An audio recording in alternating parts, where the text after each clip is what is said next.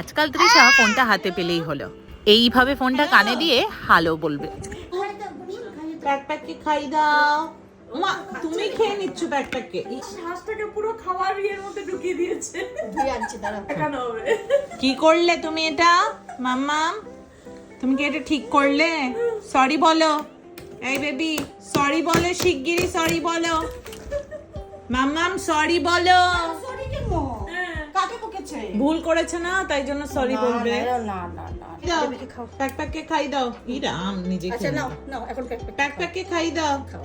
বাবা বাবা তুমি খাচ্ছ ব্যাকপ্যাককে খাও হয়েছে ব্যাকপ্যাককে। ওর ব্যাকপ্যাকটা পছন্দ হয়েছে। মাম্মাম মাম্মাম মাসিকে খাই দাও।